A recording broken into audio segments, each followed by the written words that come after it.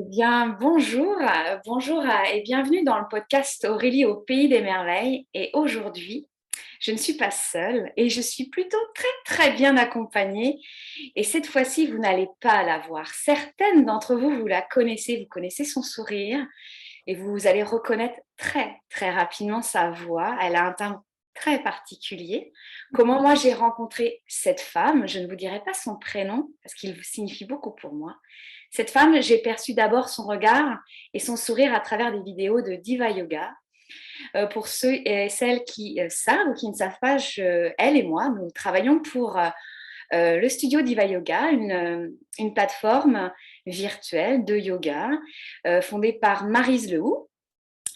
Et cette femme a des capsules. Et je suis sûre, si je dis déjà capsules, certaines sont en train de dire « Oh, mais moi, je sais !» Moi aussi, les filles. Et moi, je suis juste en face de cette femme qui a un prénom qui évoque pour moi la joie et le pétillement. Ça a beaucoup de signification, moi, dans mon passé. Ce ne sera pas ici l'occasion.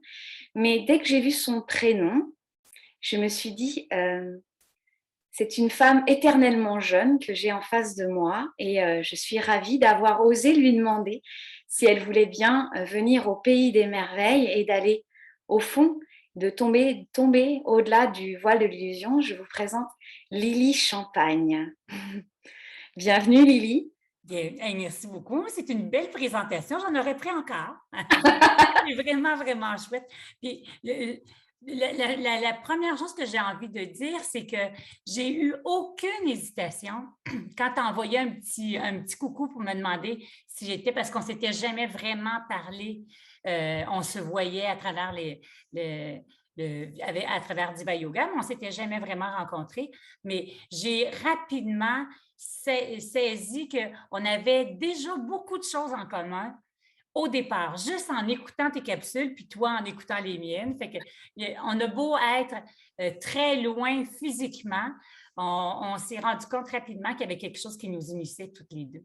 Fait que j'ai eu aucune hésitation à dire oui à ta demande, même que c'était un bonheur, un privilège, puis un plaisir d'être là. Ouais. Oh, super, merci. Comme quoi, il n'y a pas besoin de longues discussions pour savoir qu'il y a une connexion entre les personnes, je trouve. C'est vrai. Et ça fait du bien parce que quand on fait confiance à notre cœur, cet élan du cœur, cet élan même physique pour moi, hein, eh bien, mon mental, il en est presque rassuré. Il sait qu'il est bien avec cette personne qui connecte plus loin que ce que l'on peut imaginer. C'est Alors, vrai. ce que je te disais, donc vous êtes prête hein, et prêt parce que moi je suis curieuse, vous le savez, mais elle m'a dit aussi qu'elle l'était. Oui.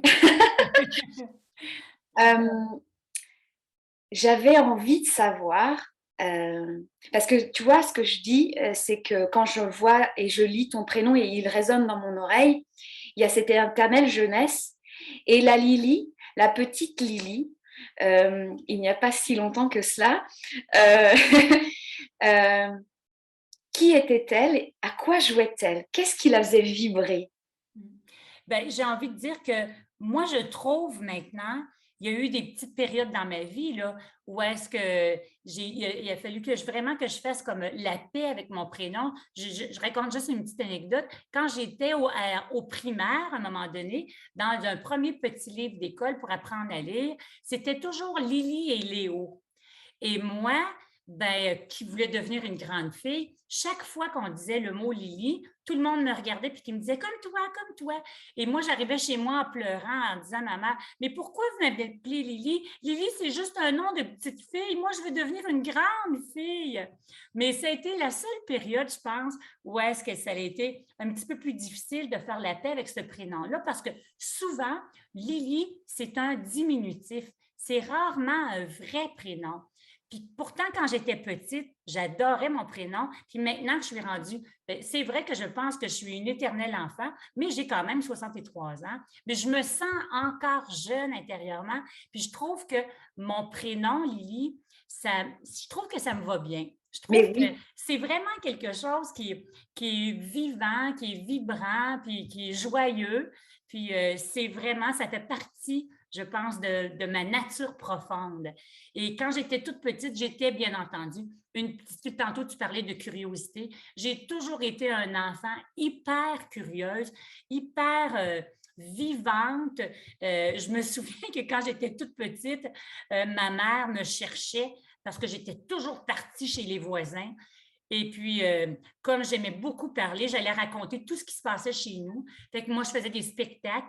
Quand les gens arrivaient chez moi, j'allais chercher. J'ai toujours aimé aussi chanter, puis avoir le devant de la scène. Ça a toujours été quelque chose qui était important pour moi quand j'étais toute petite. J'avais besoin de prendre beaucoup de place. Alors, les gens arrivaient chez moi, puis là, je disais, OK, asseyez-vous, je vais vous faire un spectacle. Et là, je partais, j'allais chercher le débouche-toilette et je m'en faisais un micro et je chantais. N'importe quoi, je chantais.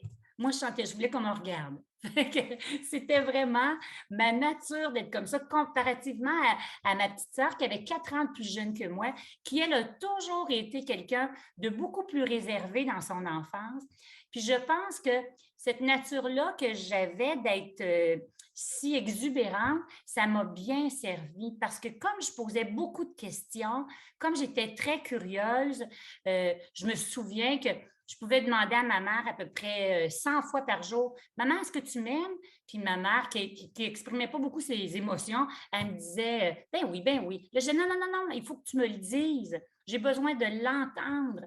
Puis elle me disait, t'es tannante, Lily, t'es tannante. Puis c'était comme, je pouvais être vraiment là, très patiente là, sur j'avais besoin de l'entendre. Puis là, j'y épelais les lettres là, pour être sûre là, qu'elle me le disait comme il faut. Puis c'est drôle parce que je me rends vraiment compte que comme j'ai eu une enfance un peu particulière avec un père malade, puis avec beaucoup d'alcoolisme dans ma famille, puis beaucoup de choses qui auraient pu être des gros manques chez moi, ben ce manque d'attention, il n'a jamais été présent parce que j'étais quelqu'un vraiment qui allait chercher mes besoins. J'allais m'asseoir sur mon père, puis là, ma mère, elle dit, mais voyons, Lélie, t'es rendue trop grande. Non, non, non, non, je ne suis pas trop grande. C'était comme, j'avais besoin vraiment j'allais chercher ce que j'avais besoin. Puis je ne sais pas si c'est en lien avec mon prénom, mais je trouve que Lily, c'est vraiment quelqu'un qui est à la fois exubérante, puis en même temps quelqu'un qui va chercher ce qu'elle a besoin. Puis moi, je suis beaucoup allée chercher ce que j'avais besoin quand j'étais toute petite. Probablement que ça l'a fait de moi quelqu'un qui avait peut-être moins de manque que d'autres personnes dans ma famille qui, eux, sont restés dans l'attente d'avoir quelque chose qui n'est jamais venu à eux, tu sais. Fait que c'est un peu ça. Fait que quand je pense à mon nom, je pense à ça. Et maintenant, je suis contente de m'appeler Lily tellement que parfois, il y a des gens qui me disent c'est Liliane ou c'est Liane ou c'est Elisabeth. Là, je dis non, non, moi, mon vrai nom, c'est Lily. Mon vrai prénom, c'est Lily. Je l'assume et je l'apprécie. Ouais. Oui. Et la petite Lily qui te regarde maintenant, qu'est-ce qu'elle dirait? Bien, je pense que la petite Lily, elle serait fière.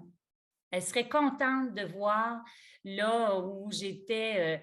Quand j'étais toute petite, je n'ai pas été nécessairement très stimulée à faire, je ne sais pas moi, chez nous, gagner sa vie, c'était quelque chose d'important. Mes parents mon père est entrepreneur, puis c'était comme faire des sous, c'était quelque chose qui était très, très important. Fait que rapidement, on n'a pas été stimulé à faire des grandes études, à gagner des sous rapidement, à être très travaillant, à être. Puis, c'est comme aujourd'hui, je me rends vraiment compte que j'ai écouté vraiment ce que moi j'aime, ce qui m'anime, moi. Puis c'est comme j'ai toute ce que j'aurais pu acheter de mon enfance, je ne l'ai pas rejeté, mais c'est comme si tout à coup, je me suis reposé la question à savoir, est-ce que c'est vraiment moi, ça? Ou c'est quelque chose à quelque part qui a été trop influencé. Puis je me rends compte aujourd'hui que je fais, à mon avis, le plus beau travail du monde, accompagner les gens, puis parler. Je me souviens un jour d'avoir été donner un cours de yoga dans un milieu de travail à des employés. Puis à la fin du cours, la personne elle m'avait dit, est-ce que je peux aller te voir chez toi en privé? J'ai dit, oui, oui, moi je fais des leçons individuelles, il n'y a pas de problème.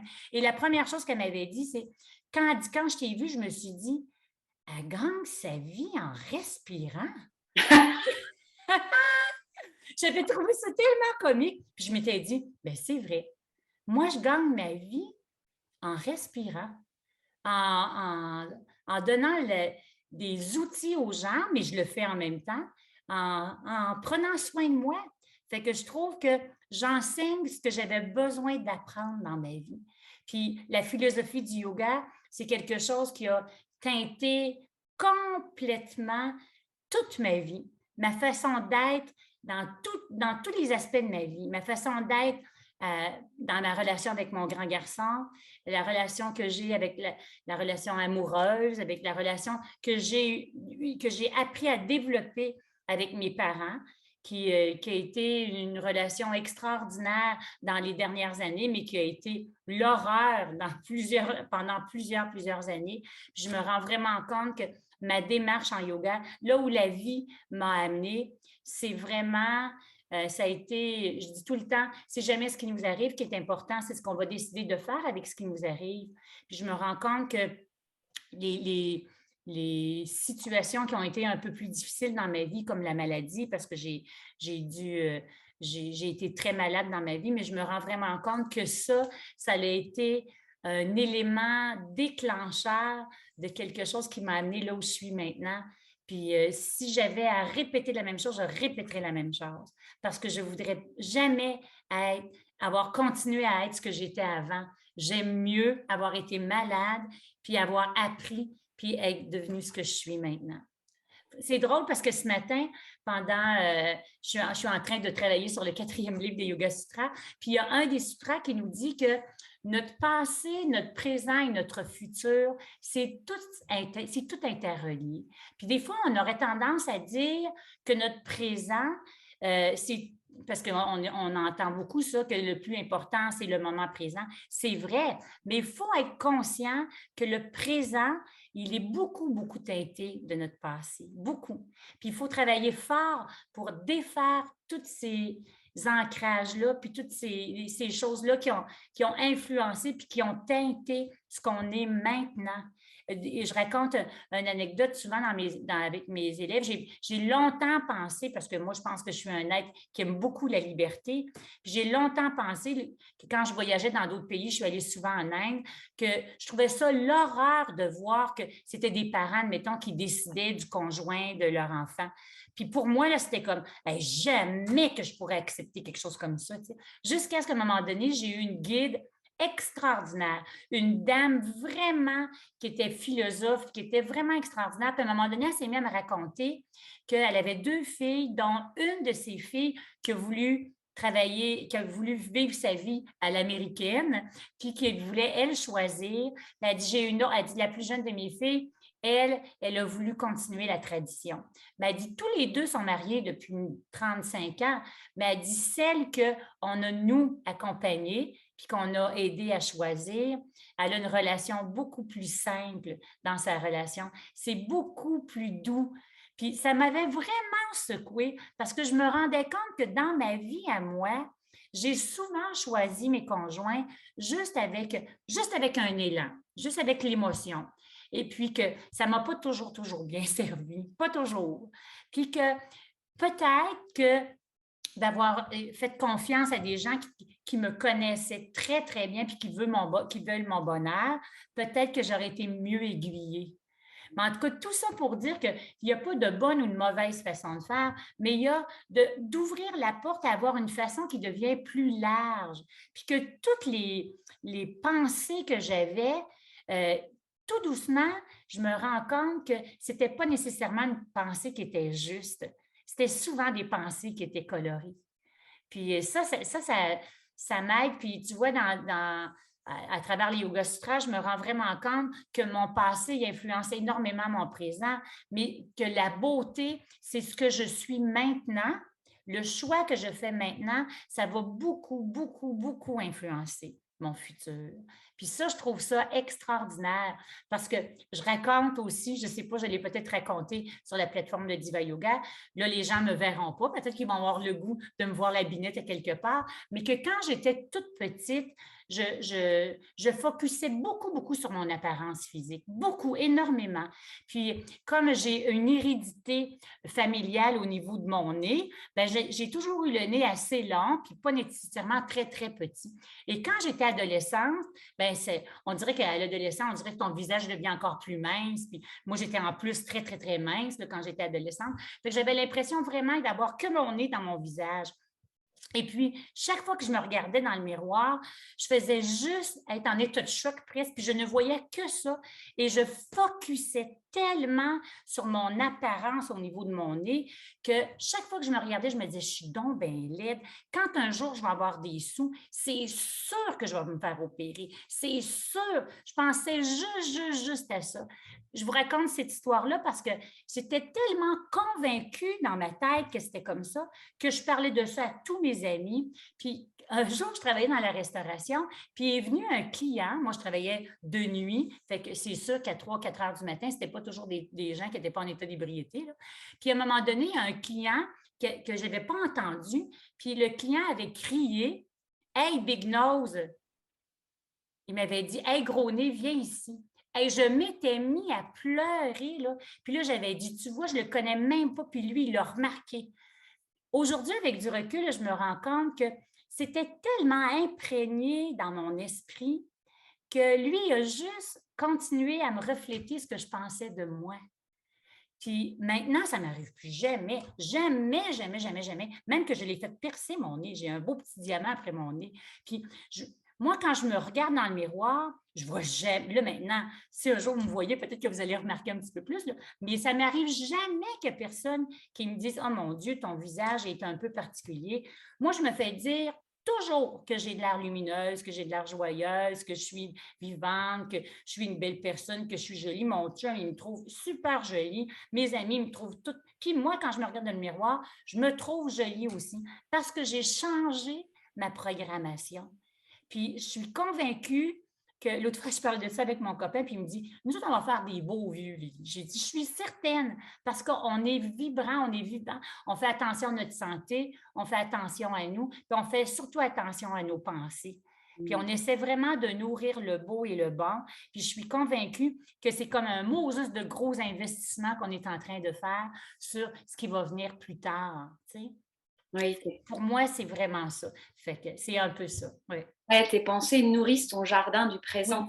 Et exact, exact. c'est ce que tu dis, ce passé, il est là, et c'est à nous de voir comment on se place. Est-ce qu'il a toujours une influence? C'est toujours un choix conscient. Est-ce que je continue ainsi ou pas? Et c'est sûr, parfois, quand je lis ou j'entends cette idée de vivons pleinement le moment présent, il n'y a pas à rejeter ou culpabiliser ou critiquer le passé. Il est ainsi. Je ne pourrais rien faire, mais il est là. Qu'est-ce que j'en fais maintenant? Parce que je suis dans ma conscience et dans ma présence. Et j'aime à dire que finalement, je peux nourrir comme un souvenir de mon futur quand je suis pleinement dans mon présent. Et ces pensées, c'est très intéressant de les observer comme des êtres à part. Et c'est pas comme si elles nous contrôlaient, ces pensées, mais de jouer avec elles et d'en être même curieuse finalement de « Ah, tiens, je pense ceci et cela. Allez, j'observe, je détricote. » J'adore ton mot détricoter parce que c'est un peu ça. C'est que quand on devient plus sensible et plus présent, c'est comme tout à coup, on les voit, ces petits manèges-là qui viennent de notre passé puis qui viennent créer des empreintes encore. Fait qu'on essaie, ben c'est ça en fin du compte, le fameux karma. Le karma, c'est bon, que chaque pensée, que chaque action, que chaque geste va avoir une conséquence, va créer à l'intérieur de nous de nouveaux samskaras, de nouveaux conditionnements. Alors, c'est à nous de détricoter les choses puis de dire, j'ai peut-être agi de cette manière-là. Alors, est-ce qu'aujourd'hui, si je deviens plus consciente, je décide de changer de regard et de dire, ben, je vais expérimenter une autre façon de faire. Puis souvent, on s'aperçoit que, oups, ça va donner un autre résultat qui sera probablement plus juste puis plus agréable à vivre par la suite. Oui, voir la vie comme une expérience de chaque instant. Et en latin, la conscience, conscientia, c'est le préfixe, ça veut dire encercler. Et moi, j'aime bien la conscience, donc tous nos sens font le tout en fait de ce qui se passe. Je ne regarde pas d'un seul angle de vue. Je me permets de tourner autour et de faire, allez, aujourd'hui, je vais expérimenter cela, avec cette relation, dans ce travail, avec mon corps, j'expérimente autre chose. Chaque jour est une découverte, en fait. C'est vrai, c'est vrai. C'est vrai que je pense que chaque expérience qui nous est donnée, c'est aussi une opportunité. C'est comme, puis il n'y a pas de bonne ou de mauvaise expérience. Il y a des expériences. On est venu ici pour être dans l'expérience. Puis des fois, je m'amuse à dire à mes élèves, imaginez que vous venez au monde et puis que vous ne vivez rien. Rien, rien, rien, rien. Les expériences ne sont pas là. Ben, vous allez peut-être trouver que la vie est longue un peu, hein? Fait que, mais tu sais, c'est la même chose que quand je me souviens quand je travaillais dans la restauration, des fois, je m'amusais à dire à mes consoeurs de travail, je disais, mais des fois, ils disaient, oh, il y a des clients qui sont vraiment pas sympathiques. Je disais, mais tu sais, ces clients-là qui sont moins sympathiques, là, ça nous aide peut-être à apprécier davantage tous les autres clients qui, eux, sont dans la gratitude, sont sympathiques pour nous. Parce que si on n'avait que des gens qui sont sympathiques, peut-être que on n'apprécierait pas autant. Puis l'exemple aussi que je pourrais donner, c'est que quand j'étais toute petite, j'habitais tout près on appelait ça un OTJ, nous, au Québec. C'était un espace où les gens arrivaient l'été en autobus pour venir faire les activités d'été. Mais moi, ma maison, elle était collée, mais vraiment collée sur toutes ces activités-là. Et je me souviens que quand j'étais toute petite, je disais toujours à ma mère, je ne sais pas quoi faire, je m'ennuie, je ne sais pas quoi faire. Puis aujourd'hui, je me rends compte avec du recul. Là, ma mère, elle me disait, mais oui, mais Lily, tu sors de la porte, puis tout le monde est là, là. Il y a des activités, il y a la piscine, tu peux aller chanter, tu peux aller colorier, tu peux faire tout. Et moi, c'était trop collé sur moi, c'était trop proche de moi, je ne le voyais pas. Puis il y a des gens qui partaient le matin avec leur petite boîte à lunch à tous les matins, qui prenaient l'autobus, qui allaient passer toute la journée là, puis après ça, qui retournaient chez eux, ils faisaient ça 5 jours par semaine, puis eux étaient contents de faire ça. Puis là, je me disais, parce que c'était collé, mais vraiment, je l'avais collé sur moi, je ne l'appréciais pas. C'est quand j'ai grandi puis que je me suis aperçue que comment ça se fait que je n'ai pas goûté plus puis que je n'ai pas apprécié plus. Bien, je pense que c'est ça, des fois, la vie. En yoga, on dit, la souffrance qui n'est pas arrivée, elle peut toujours être évitée. C'est vrai, mais c'est vrai aussi que la souffrance, ça peut aussi être une opportunité de grandir puis d'évoluer, de voir là où on ne veut plus aller. Puis c'est comme, puis d'apprendre, puis de faire des pas devant, parce que sinon on stagne. On a tendance à stagner. Oui, et la vie n'existe pas dans la stagnation. C'est la mort, hein. C'est le repli sur soi. Et la vie, c'est un mouvement perpétuel, de l'intérieur vers l'extérieur, et comme un continuum, quoi. Et j'aime bien cette idée de ces fameux clients sympathiques et moins sympathiques. Et ça crée le contraste, hein. C'est comme dans un tableau. Et c'est le contraste qui nous permet, c'est ça la vie. Il y a du devant, il y a du derrière, il y a du gauche, il y a du droite. C'est de la texture, c'est vivant. Et même nous, quand on observe notre vie, notre corps, il est vivant parce qu'il est dans le mouvement, parce qu'il y a des creux, il y a des bosses, il a chaud, il a froid. Et on se disait juste avant, c'est là où l'équilibre est à aller rechercher. C'est pas un état de fait. Ça y est, c'est bon, je suis en équilibre, j'ai réussi. Hop là. Ah non, c'est d'aller voir. C'est toujours le cas. Et ça nous permet, moi, je vais parler pour moi, quand j'ai enfin relâché ma pression sur cette idée que l'équilibre est un état organique et de me rendre compte que moi, je suis un être vivant et que je suis différente d'hier et différente de demain, eh bien, je deviens plus curieuse, plus détachée aussi face aux situations. Je les prends plus comme des expériences et l'équilibre, et en fait, il est déjà là. J'ai comme cette sensation physique, moi, que l'équilibre, il est à l'intérieur et parfois, j'ai des couches autour et que c'est à moi de jouer, d'enlever ces couches, ces voiles, ces coquilles qui me font jouer avec ces équilibres et déséquilibres. Et c'est ça, cette danse intérieure entre équilibre et déséquilibre. Et il y a comme, pour moi, quand je suis dans le déséquilibre, c'est ce que je vis quand je danse. Par exemple, quand je suis dans le déséquilibre, je sais que l'équilibre n'est pas loin. Et c'est à moi intérieurement d'aller le chercher par ce qui est, en fait, par ce mouvement intérieur, quoi. Oh, mais j'adore le lien que tu fais à travers la danse, parce que c'est un peu ça, notre vie. Notre vie, c'est une danse. C'est comment on peut faire pour danser avec tout ce que la vie nous propose. J'ai une amie que j'ai perdue la semaine dernière, qui est décédée d'un cancer, puis je me rends vraiment compte que ce qu'elle me disait dans les dernières semaines, c'est que, bon, il y a eu beaucoup, beaucoup d'étapes, parce que ça fait genre 4 ou 5 ans là, qu'elle avait eu son diagnostic. Elle a passé par beaucoup, beaucoup de... Puis vers la fin, je disais, comment tu te sens maintenant que tu sais que tu approches? Ben, sais-tu quoi? Toutes ces 4 années-là, ça m'a permis vraiment de faire un pas à la fois. Je n'aurais pas été prête à mourir dans la première semaine. J'avais encore beaucoup trop d'attachement chez moi, puis beaucoup trop de... Puis tranquillement, il y a quelque chose qui s'est... On dit que le vrai détachement, c'est le détachement qui se fait sans qu'on ait besoin de forcer les choses qui se détachent de nous. Puis à la fin, elle me disait, parce qu'elle avait quand même un conjoint, puis elle avait quand même une mère, puis deux beaux grands-enfants, puis elle me disait, c'est fou parce que tout à coup, je suis que dans la gratitude et dans la reconnaissance de tous les petits bonheurs de la vie. Quelque chose qui me semblait vraiment naturel avant, c'est comme tout à coup, c'est merveilleux d'apprécier vraiment tout ce que la vie peut nous offrir. Puis elle trouvait ça, elle me disait, j'aurais aimé connaître cet état-là avant d'arriver à la fin. Mais je trouve ça déjà extraordinaire de pouvoir le vivre. Tu sais. Fait que c'est quand je vois ça, je me dis, c'est possible d'atteindre cet état-là, d'être juste dans la joie, la gratitude de tout ce que la vie peut nous offrir, puis de libérer rapidement, de trouver une façon de retrouver son équilibre rapidement. Quand les choses arrivent, quand une mauvaise nouvelle nous arrive, bien, peut-être que si on se donne des outils, on peut rapidement se dire, ben oui, mais peut-être que ça va m'amener à retrouver un autre genre d'équilibre que je vais apprécier peut-être davantage.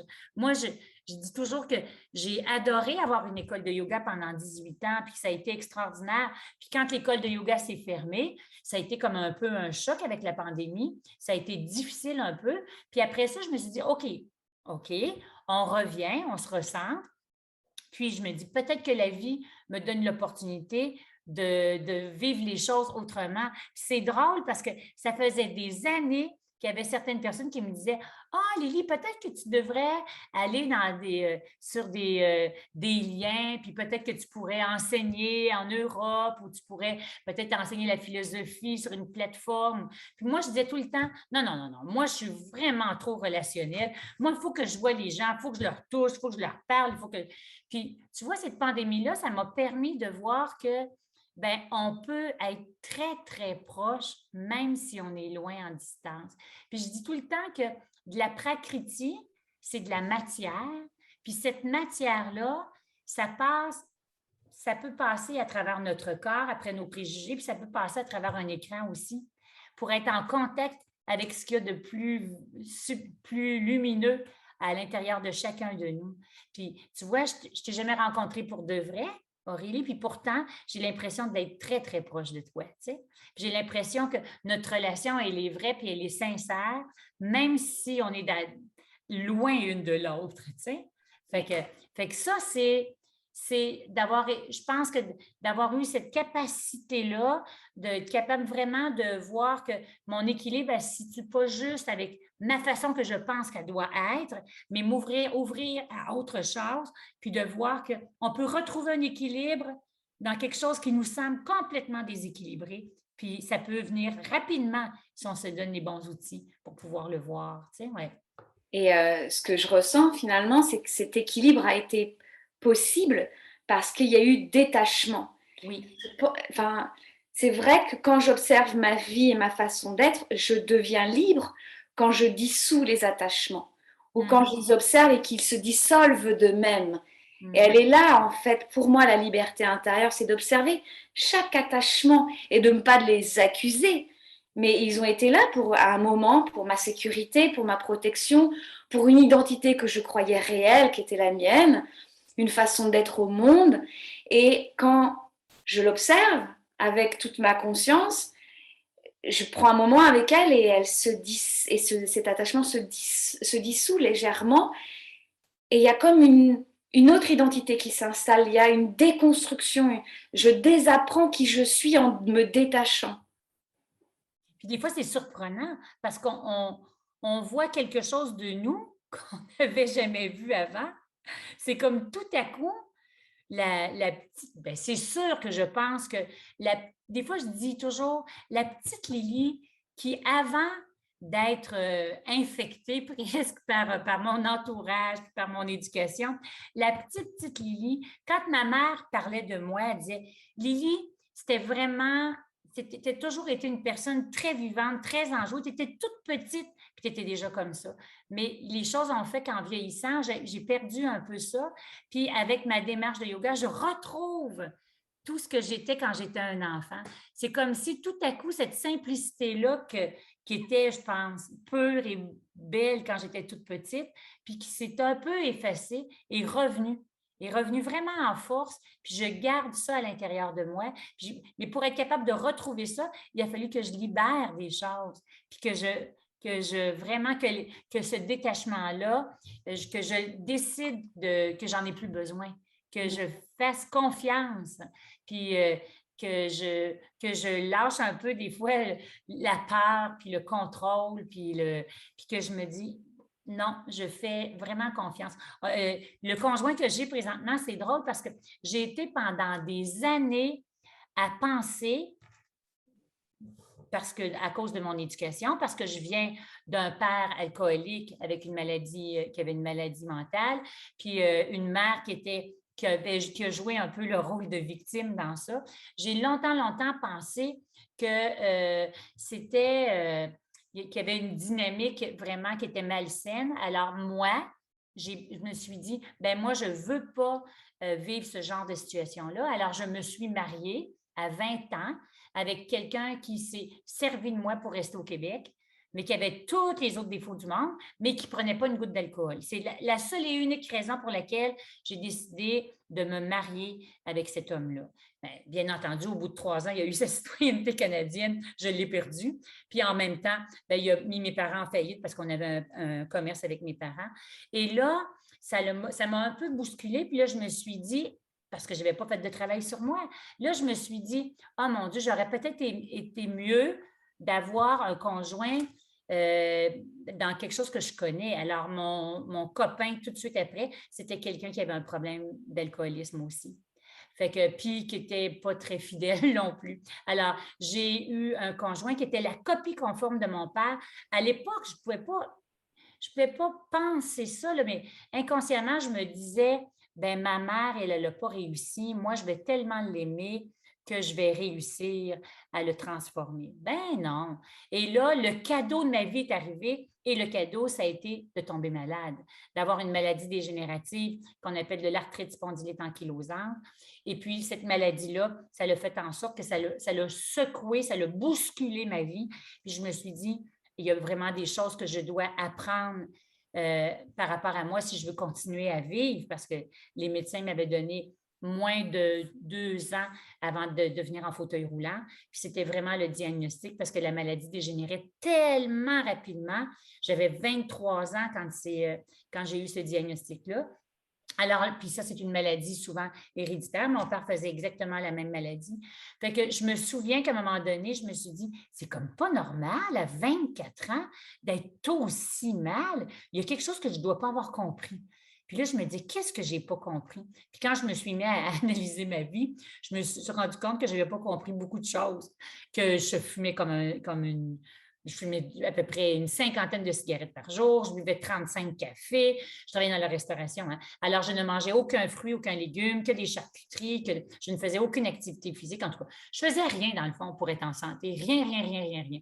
Alors, j'ai tranquillement fait un peu de ménage. Fait que je suis allée en thérapie, je suis allée jeûner, j'ai changé mes habitudes alimentaires.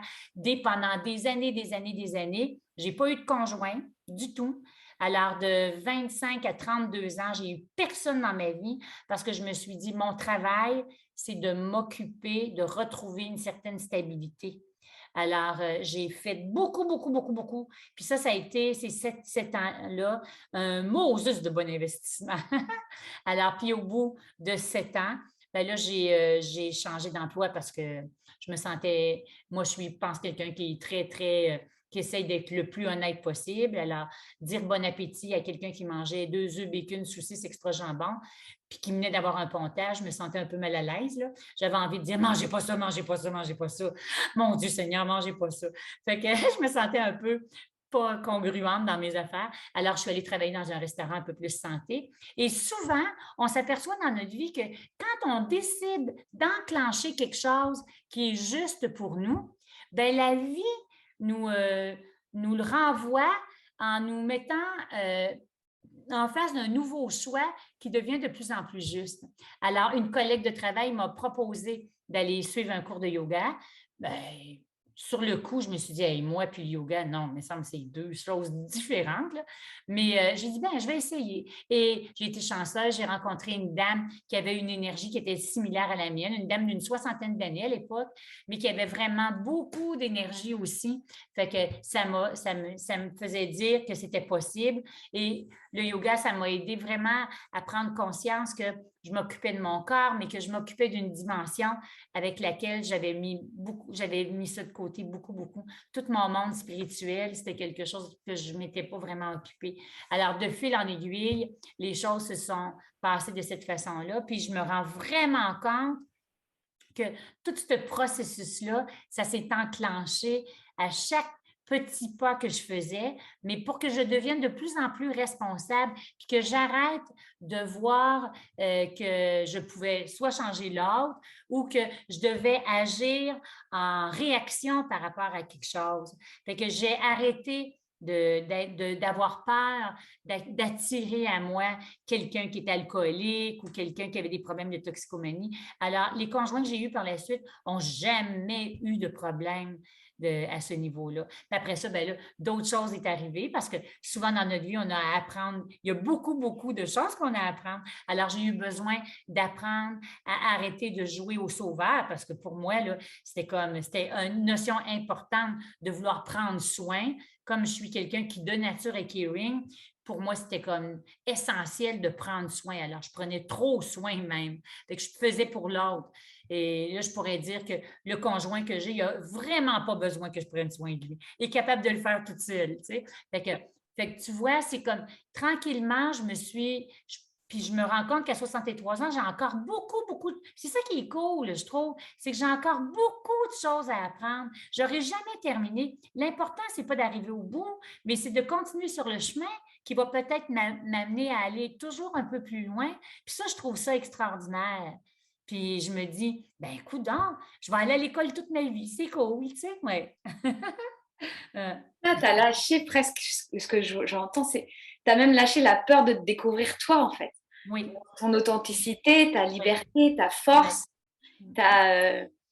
waouh, c'est quand même magnifique. Et au fur et à mesure, ça s'est installé. Et parce que souvent, les gens que je rencontre disent bah, moi, j'ai compris, passons direct au plat de résistance, j'ai tout compris, on y va. Mais ce que je dis souvent, c'est qu'on a besoin de ces étapes. C'est pas l'arrivée qui compte, mais c'est tout ce processus. Et c'est important pour notre corps, pour notre système nerveux, pour tout ce qui est à l'intérieur, parce que par exemple, moi, mon système nerveux, il s'est habitué à une manière de fonctionner. Bah, par exemple, je réagis avec la colère sur cette situation. Donc, il est habitué. Et si je lui dis non, on va faire autrement, bah, mon système nerveux a besoin de s'installer différemment. C'est vivant, ça prend du temps. Et quand on regarde dans le rétroviseur même, au bout de 3 mois, 6 mois, on se dit « Ah, ça, c'était important, j'ai rencontré telle personne. » Je me dis souvent, quand il y a quelqu'un c'est souvent quelqu'un, hein, c'est quand quelqu'un vient un peu me bousculer, tout ça, où je dis « Ça me plaît pas, ça. » Et je me dis, c'est là où est la porte de ma liberté. C'est là où j'ai la clé pour aller. Donc, c'est à moi de me poser dans mon ancrage, de m'installer, faire ce que je ressens, parce que moi, j'ai remarqué que si je reste dans ma tête à lire 35 000 livres, et si je ne vais pas l'incarner, bien, ça marche pas pour moi. Il y a comme une dichotomie. Et donc, je laisse faire, je respire avec et j'y vais. Et sans rien attendre. Mais il y a quand même, alors il y a toujours encore un peu chez moi de... bon, je sais que si j'y vais, je vais découvrir quelque chose de plus grand. Il y a comme une sensation comme ça d'ouverture pour moi.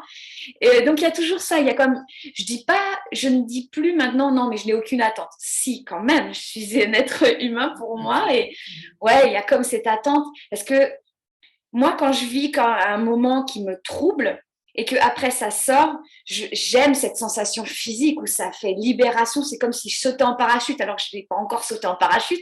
C'est waouh, c'est ça la vie. Et je suis fière de moi. Je suis heureuse de ce chemin que j'ai fait, quoi.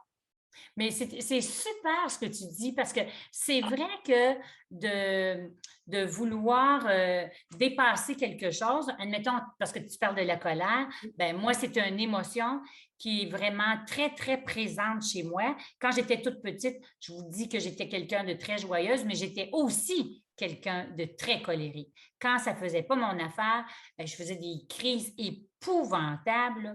Fait qu'il n'y avait rien pour me contrôler. Fait que c'est quelque chose que j'ai porté puis que j'ai étouffé pendant une période de ma vie de peur parce que j'avais aussi un besoin immense d'être aimée. Alors, cette peur-là de ne pas être aimée avec cette énergie de colère qui montait a été vraiment étouffée. Puis c'est aussi, souvent quand on lit des livres, on voit que les gens qui ont des gros problèmes d'arthrite, c'est souvent des gens qui refusent d'exprimer leur colère, tu sais, puis qu'il y a de la colère très, très enfouie. Alors, moi, je pense que ça, en tout cas, ça résonnait beaucoup chez moi. Il a fallu vraiment que je fasse le travail d'accueillir, de canaliser cette colère-là, pas en voulant la dépasser parce que j'ai 63 ans, elle est encore présente. Mon chum, il me dit tout le temps, et que tu as tendance à être impulsive, Lily. Des fois, je me dis, oh, puis là, je la vois venir. Il sent là, que ma respiration devient un petit peu plus forte parce que c'est ma nature d'être comme ça.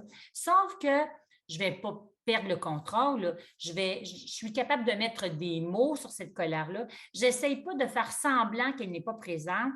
Elle reste présente. Puis quand j'en suis consciente puis je suis capable d'exprimer ça, ben, elle se dissout beaucoup plus rapidement. Puis elle peut, parce que c'est une énergie quand même très puissante, puis elle se transforme en quelque chose qui peut me propulser, puis me faire, qui m'aide vraiment bon, avec toute la technologie, je me souviens que quand j'ai commencé à donner des cours, oh mon Dieu, je vivais tellement de colère. Des fois, j'appelais mon fils qui a un doctorat en mathématiques informatiques. Puis là, je disais, Jaël, je te dis, Jaël, je me retiens de ne pas prendre l'ordinateur puis de l'acheter au bout de mes bras. Tu sais? Fait que là, il disait, maman, fais pas ça, fais pas ça, fais pas ça. J'ai dit, non, je ne le ferai pas, là, mais j'ai envie de le faire. Mais je me rends vraiment compte que bon, que là, j'avais besoin d'avoir quelqu'un qui entende cette colère-là, mais en même temps, c'était quand même une énergie. Puis moi, j'ai besoin d'avancer dans la vie. Fait que je me disais, c'est pas elle qui va gagner sur moi. Là. Je veux être capable vraiment de voir que cette énergie-là, ça peut être aussi quelque chose qui me propulse, puis qui m'aide à voir que j'ai de la volonté, puis est-ce que je suis capable de voir qu'il y a une autre façon de voir les choses, puis que ça m'amène, parce qu'il y a des gens qui, de nature, ben, ils s'éteignent rapidement. Moi, je ne m'éteins pas rapidement, dans un sens ou dans l'autre. Fait que j'abandonne pas facilement. J'abandonne vraiment pas facilement. Alors, quand je veux quelque chose, je ne tourne pas la page vite, vite, vite, vite. Alors, ça a quelque chose de bon, c'est que ça me propulse, puis ça m'amène à toujours aller un peu plus loin. Mais en même temps, c'est vrai que ça m'est déjà arrivé aussi de penser que c'était tellement négatif, la colère, qu'il fallait que je l'étouffe rapidement, puis il ne fallait surtout pas que je le montre. Il s'est passé quelque chose ici, parce que moi, je fais partie d'un éco-village. Il s'est passé quelque chose ici à la Terre où ça m'a fait vivre beaucoup, beaucoup de colère cet été. Puis j'ai exprimé ma colère. Fait qu'à un moment donné, il y a quelqu'un qui est venu me voir et il m'a dit, c'est drôle, hein, j'aurais jamais pensé qu'un professeur de yoga pouvait être ici en colère. Mais là, j'ai dit, ben non, mais je veux dire, moi, je n'ai pas écrit 5 dans le front, là, tu sais. C'est comme, y a-tu quelqu'un qui t'a déjà dit, j'ai-tu déjà manifesté que j'étais parfaite, moi? Est-ce que vous m'avez déjà entendu dire ça? Il y a non. Bon, ben c'est ça. Moi, je suis quelqu'un d'humain, puis là, ça l'a fait déclencher quelque chose qui était de l'ordre de la colère. J'ai exprimé ma colère, mais je suis capable de revenir, puis d'être capable de me poser pour être capable d'exprimer quelque chose qui va faire en sorte qu'on va être capable de se relier à nouveau. Mais tu sais, l'idée, c'est de rester sur ta colère, puis que ça l'étouffe, puis que ça vient créer une fermeture. Mais moi, je ne pense pas que la colère, c'est juste de créer une fermeture. Ça peut être quelque chose qui peut t'amener, si on a la capacité, mais ça, il faut travailler sur notre ego, si on a la capacité vraiment de vouloir regarder derrière cette colère-là. C'est quoi le besoin ou c'est quoi qui a été touché? Elle est où la petite Lily, là? Qui a l'impression qu'elle est en train de perdre, là. Fait que c'est un peu ça. Puis j'imagine que pour toi, Aurélie, c'est la même chose. Et oui, moi, la colère, c'est pareil, hein, la petite Aurélie et la colère, on faisait bon ménage. Et, et c'est quand on apprend à voir que en fait, c'est une énergie et que nous sommes... Ce n'est plus... Moi, je suis en train de déconstruire cette volonté de contrôler et d'aller passer sur le stade d'être dans la maîtrise. Et c'est vraiment que cette colère, c'est exactement ce que tu dis, que c'est une énergie à aller voir. Et si je la contrôle, elle va venir me manger de l'intérieur. Moi, elle va manger mon ventre. Hein. Il y a vraiment cette idée-là. Et quand je vais bouger avec et je vais dire... Et mon but, c'est pas que je la recrache sur les autres. C'est pas ça que je veux. Mais c'est qu'elle va transcender quelque chose, elle va venir brûler quelque chose pour exprimer dans la justesse et plus dans une justice qui n'a pas lieu d'être, tu vois. Justesse et justice, oui. C'est bon, ça, ces deux mots-là. J'adore, tu sais. Ouais. Être capable de ne pas voir ça comme quelque chose qui a été injuste, mais quelque chose qui peut être exprimé de façon à ce qu'il y ait plus de justesse. C'est vraiment chouette, tu sais, ouais. Ouais, c'est pas mal, hein, ce truc. Et moi, je l'aime bien. En tout cas, moi, c'est vrai, c'est ce que tu disais. Tu disais, je me souviens bien, tu arrives à l'exprimer. Et je pense que quand on commence à regarder les choses, à les vivre, à les écrire, à trouver des mots, ça nous donne un détachement encore et à pouvoir être parmi tout cela sans être contrôlé par tout cela. Et je trouve que quand on trouve nos mots, quand on rencontre quelqu'un avec qui on peut vraiment se déposer dans tout cela, ça fait du bien de pouvoir s'exprimer dans notre vérité du moment, quoi. Oui, exact. Mais c'est ça. De là, l'importance d'être bien entouré, d'avoir des outils qui nous permettent, c'est sûr qu'avec moi, je trouve qu'un outil extraordinaire qui m'aide beaucoup, moi, c'est de faire du pranayama. Le pranayama, c'est vraiment super de bon outil pour être capable de libérer, d'avoir vraiment, de faire un processus qui va me permettre d'explorer, puis de vraiment libérer, puis de laisser aller. Et puis, bien entendu, si on est accompagné d'une personne avec qui on peut échanger, c'est encore plus extraordinaire. Ouais. Être entendu, c'est miraculeux. Et je trouve que la respiration, c'est pour moi un de mes outils les plus vrais pour moi, j'allais dire plus puissants, mais en fait, c'est que ça correspond, je pense, à ma nature, comme tu dis. Et je ne sais pas si tu as remarqué, enfin sûrement, mais il y a quand on respire, quand on a nos pranayamas à nous, moi, je ne réfléchis même plus à quel pranayama je vais faire. Je laisse venir à l'intérieur.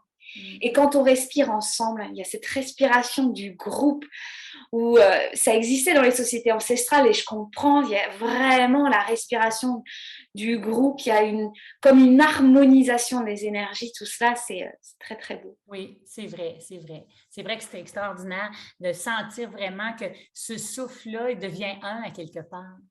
Il devient vraiment comme, ça fait un tout. C'est comme il y a ton souffle, il y a mon souffle, il y a notre souffle. Oui, c'est vrai. Et c'est quoi ton pranayama préféré? Dépendamment, tu sais, c'est comme tu as dit tantôt, dépendamment de la situation dans laquelle on se trouve. Bon, moi, j'ai longtemps, comme je suis quelqu'un qui est très énergique, qui a beaucoup d'énergie, j'avais tendance, dans la formation que moi, je donne, là, dans la formation Fini Yoga, on dit qu'on a comme 6 pranayamas de base qui sont la respiration Ujjayi, Anuloma Ujjayi, Viloma Ujjayi, Nadishodhana, Pratiloma Ujjayi et Shitali. Alors, mettons, Viloma Ujjayi, c'est une technique qui consiste à inspirer par narine alternée pour augmenter la capacité de prana. Anuloma Ujjayi, c'est plus dans l'optique d'allonger le temps de l'expiration. Nadishodhana, c'est narine alternée. Pratiloma Ujjayi, c'est comme un mélange des trois ensemble qui fait que ça demande plus de concentration. Alors, si j'ai juste besoin de me calmer le pompon, je vais avoir tendance à faire Anuloma Ujjayi, donc à expirer lentement pour essayer vraiment de me déposer davantage parce que puis ça bouille ici dans ma tête. Si, admettons, j'ai tendance à être éparpillée, c'est ma nature d'avoir tendance parfois à m'éparpiller. Alors, je vais avoir tendance à faire Pratiloma Ujjayi parce que c'est une technique qui demande 4 respirations pour faire un cycle complet. Alors, ça me demande beaucoup plus d'attention et moi, j'ai besoin vraiment parfois d'avoir un focus très, très pointu pour rester présent.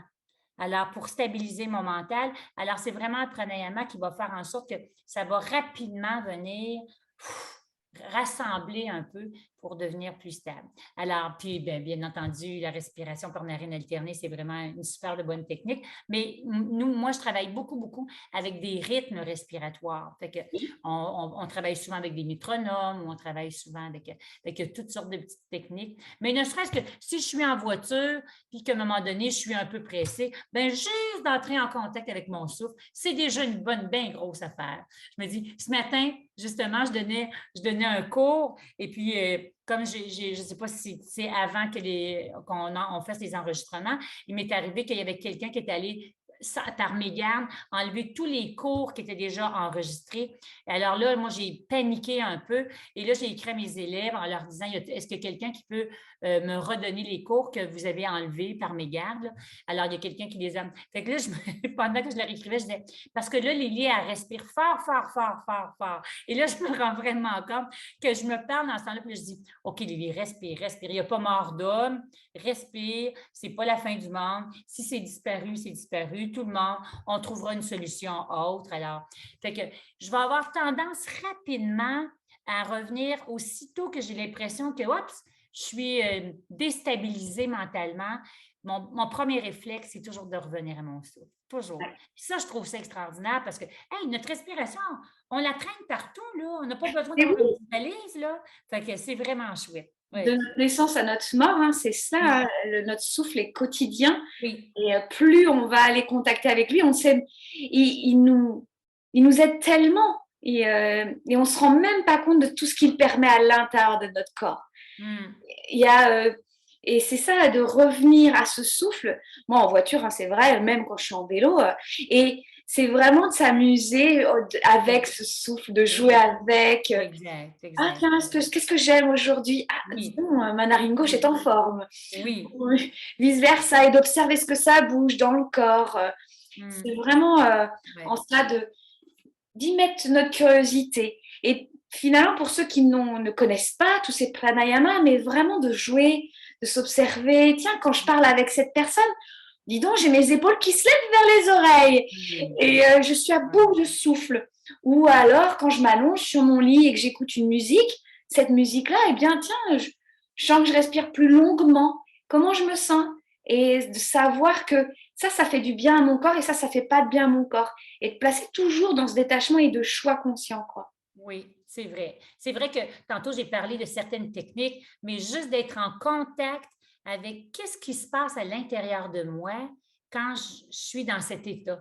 Puis quand je suis dans un autre état, qu'est-ce qui se passe à travers moi? Quand je suis en contact avec une personne que j'apprécie, avec qui je suis bien, bien, si je prends le temps de juste écouter mon souffle, je vais me rendre compte que ma respiration est différente de quand je suis avec une personne où, comme tu dis, où les épaules ont tendance à remonter sur le lobe des oreilles.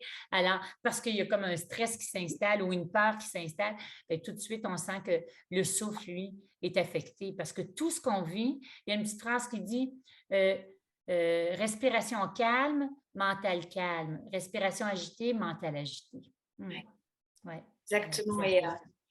Et pour ceux qui connaissent, je trouve, les pranayamas, ne nous perdons pas dans le superficiel de la technique est toujours être dans l'intention Oui. de cet exercice. Il n'est pas arrivé par hasard, hein, depuis tant de millénaires, ce pranayama.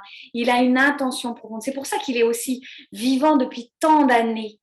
Et s'il était juste superficiellement un exercice, comme on fait des abdos, il ne serait pas si vivant, il ne serait pas si puissant dans tout le monde.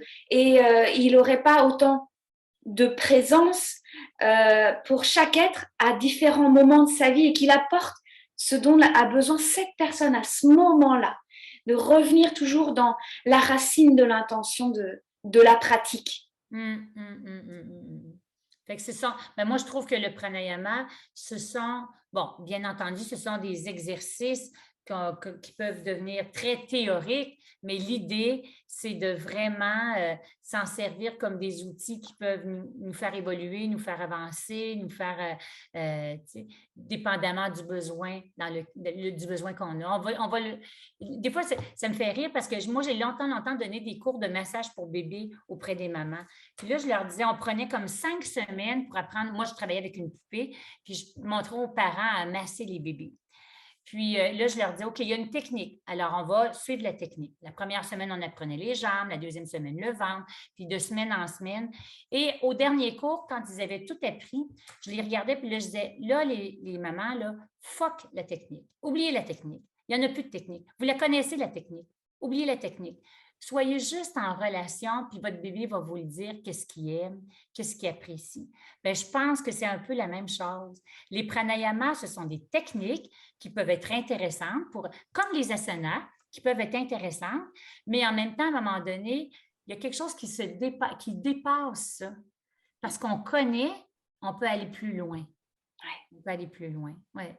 Et c'est là où c'est yoga. C'est là où ça fait corps. Oui, exact. Ouh, mais dis donc, on parle depuis longtemps. Et en plus, on n'a pas parlé de ce qu'on avait dit. Ah, ben il va falloir faire une autre rencontre à un moment donné. Oui, puis on ne va pas dire de quoi on va parler les prochaines fois. OK, ce sera une surprise. Oui. Si les gens veulent, bien entendu, si les gens apprécient. Et oui, tiens, d'ailleurs, on va leur dire si ça vous dit que Aurélie et Lily se rencontrent, dites-le nous. Parfait. Et, parce que donc nous, on veut bien, on peut papoter et on n'enregistre pas. Mais si vous voulez entendre la conversation, vous dites, moi j'appuie sur à enregistrer. Oui. Et c'est ça, en fait, c'est ce qu'on s'était dit quand on s'est rencontrés pour la première fois pour voir ce qu'il en était de cette rencontre. Moi, je t'avais dit, bah moi j'aimerais t'entendre sur ci et sur ça. Et puis tu m'avais bien dit, bah on verra bien. On verra bien ce qu'il en est sur le moment. Et c'est ce qui s'est exactement passé.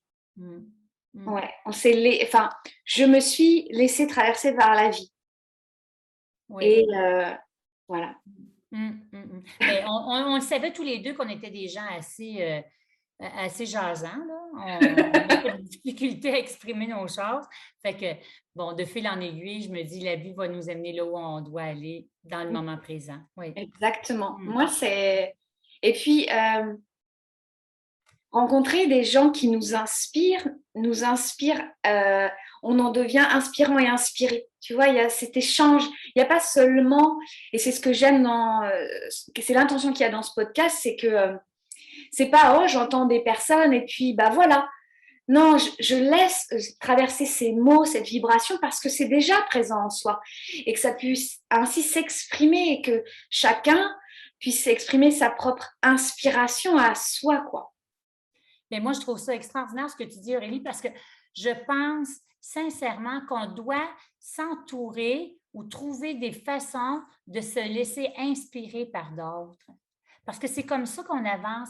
Tu sais, quand on était jeune, on a été inspirés, on a été par nos parents ou par nos professeurs, pas toujours de la bonne manière, parfois, oui, parfois moins, mais on a quand même été... il y a quand même quelque chose qui vient d'une inspiration. Ce qu'on est maintenant, comme on a dit, c'est vraiment quelque chose qui est en lien avec notre passé.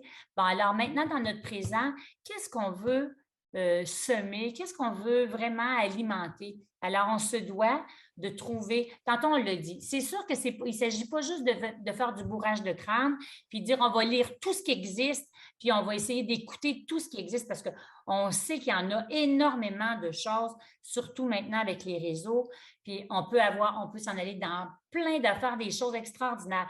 Il faut être capable aussi de laisser résonner à l'intérieur de nous par la suite, puis de faire des liens avec. Moi, je trouve que ce qui est important, c'est de faire des liens, puis de se laisser inspirer par d'autres dans notre propre vie. Qu'est-ce que ça résonne dans notre vie? Puis c'est ça que je trouve qui est important quand j'écoute un conférencier ou quand on fait des échanges ensemble.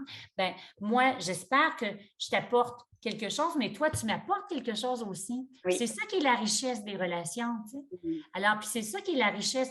Moi, j'enseigne les Yoga Sutras, puis je me dis, ben mon objectif d'enseigner les Yoga Sutras, c'est pas de vous montrer que je suis super bonne dans les Yoga Sutras. Mon objectif, c'est est-ce que ça résonne quelque chose à l'intérieur de vous?